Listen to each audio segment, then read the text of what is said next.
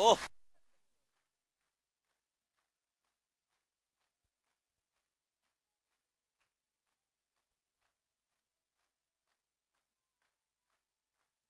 استاد عزیز،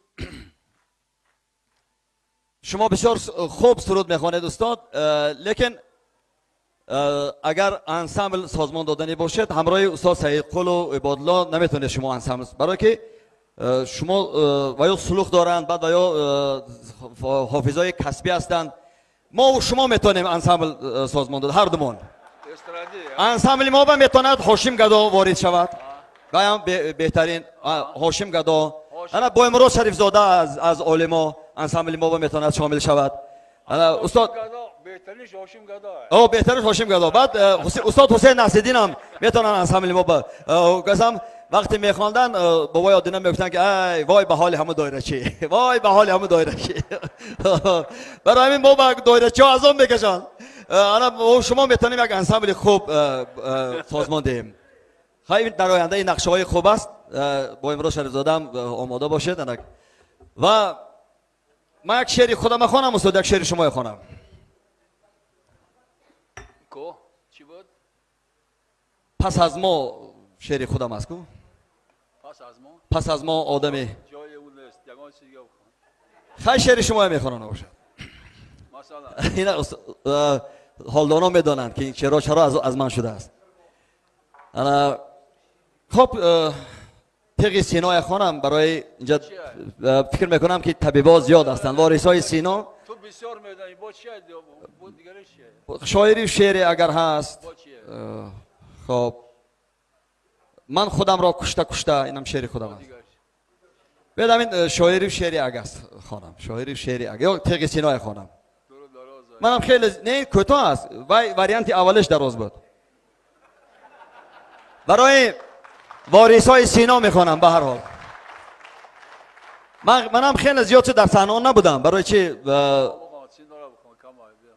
خیلی زیاد از بسیارا میدانند با سبب های هر خیلی من در صحنه نبودم، از صحنه ها دور بودم. امروز من این حالت اکنون میخوام از دست ندیم.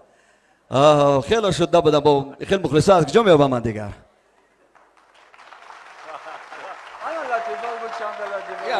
بعد دیگه نمیبینیم بود دیگه، بعد دیگه جو بس صحنه در راه نمیتم. بعد برای همین مغزیات بسیار خلاه یگه. چند قصه کن، قصه بسیار میدونی. وای هاشم گدا استاد در امریکا حملت تماشا کردن، آمدن گفتن که وای مزه نداشت حملت امریکا، بهترین حملت گفتن هاشم گدا بود. واقعا هنرمند بسیار خوب است. امروز نه اکنون جلدی حاضر 78 اثرهایش کار کرده استاد است. یک تا جلد 43 بود چند چاپ شد. بعد من اون روز در خانه استاد چند اقتباس آوردم از استاد هاشم گدا. استاد با امروز شریفزاده میدانم یک مدت همکاری ها داشتیم، تحریر میکردیم نوشته های استاد هاشم گدا در شرق گردون.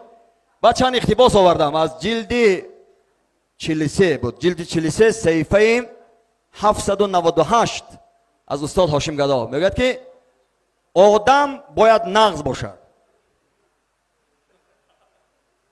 آدم باید نغز باشد. یک حکمت بزرگ با یک جدیگرش. آدمی خوب نغز است، آدمی بد گنده است. گنده است. این از حکمت های بسیار. این چخیل این فکر کرده، این به خدا این چقدر یعنی که خواندن در کار، چقدر آموختن در کار زندگی که به این حکمت ها آدم برسد.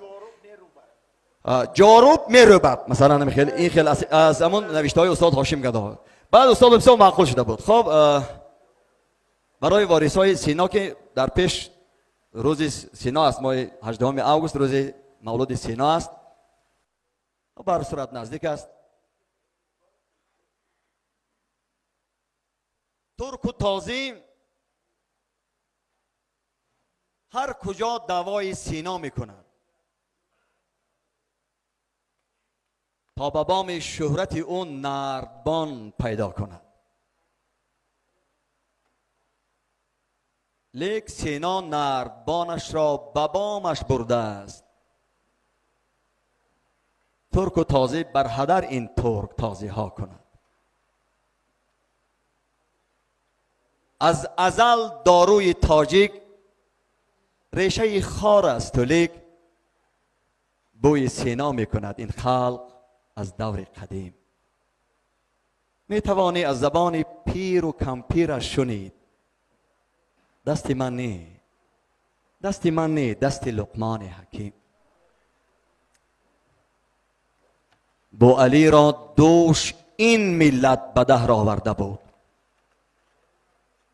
چون نبودش غیر دردی بی دوا نقد دیگر.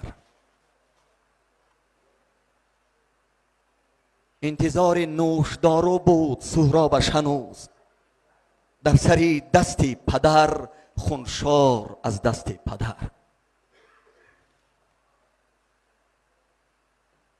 روم اگر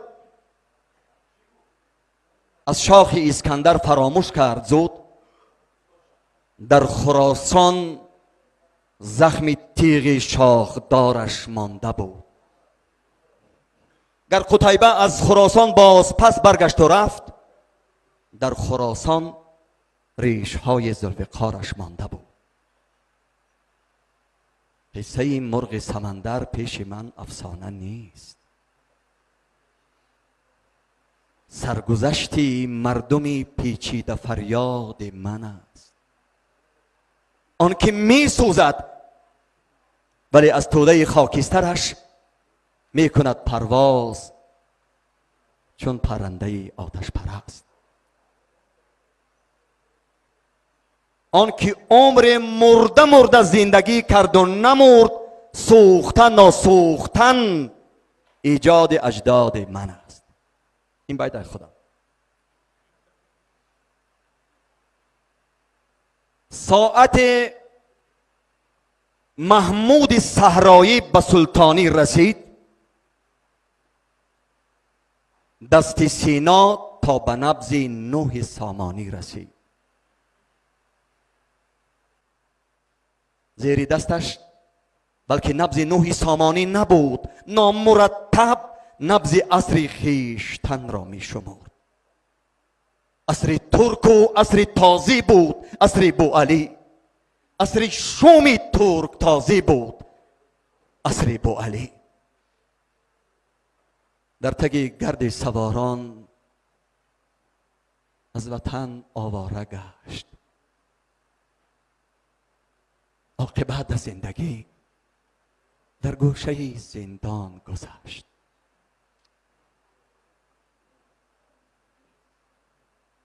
ساعت چنگیز دیوار بخارا را شکست، در میانش تیغ تیزی خونریزش به دست. خلق تاجیک تیغ درمان بخش سینا را گرفت.